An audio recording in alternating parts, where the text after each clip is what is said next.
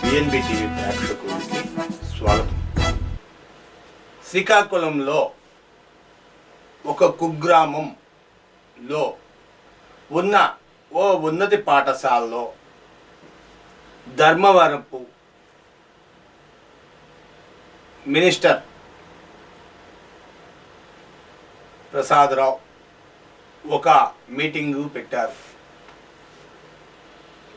ఎవరైనా మేధావులు, సంస్కారవంతులు, మర్యాదస్తులు స్కూలు సెలవిచ్చి లేదంటే స్కూలు ముందుగా ముగించేసి పెడతారు. కానీ స్కూల్ నడుస్తూనే ఉంది, మైకులు రన్ అవుతూ ఉన్నాయి,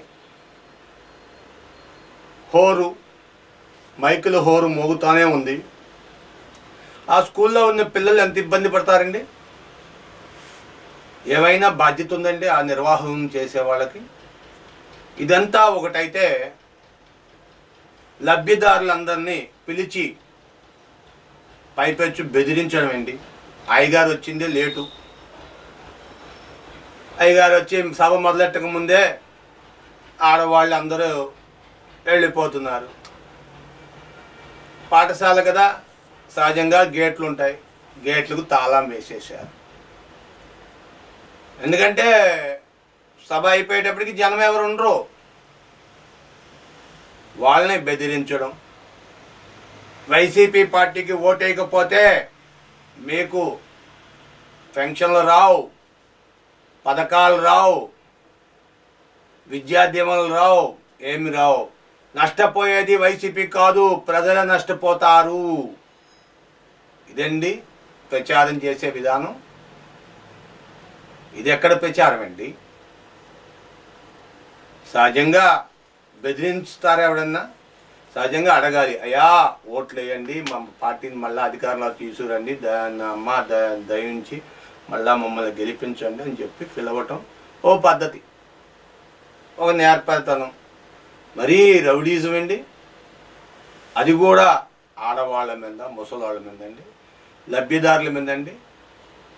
అవునులేండి, వాళ్ళకి జరగాల్సిన శాస్తే ఇది. ఎందుకంటే పథకాల మీద ఆశపడిన ప్రతి ఒక్కరికి తగిన శాస్తి జరిగింది అనుకోవాలా? తాళాలు వేసి మరీ మీటింగ్ వినిపించారంటే మరి ఎంతకంటే దారుణం ఇంకోటి ఉంటుందా అనేది ఆలోచించండి. ఎక్కడైనా టీడీపీ గవర్నమెంట్లో మినిస్టర్గా చేశాడు ఆయన తెలియదండి, కనీస సభ్యత ఉండాలిగా. ఇప్పుడు వైసీపీలో ఉన్నాడు. పిల్లలు క్లాసులు జరుగుతున్న, స్కూల్ జరుగుతుండగా వాళ్ళు బయటికి వెళ్ళడానికి వీలు లేకుండా తాళం వేసి పారేశారండి. ఇది వీళ్ళ పెద్దరికం. Thank you for watching our channel. దయచేసి సబ్స్క్రైబ్ చేయండి, లైక్ చేయండి, షేర్ చేయండి. Thank you for BNB.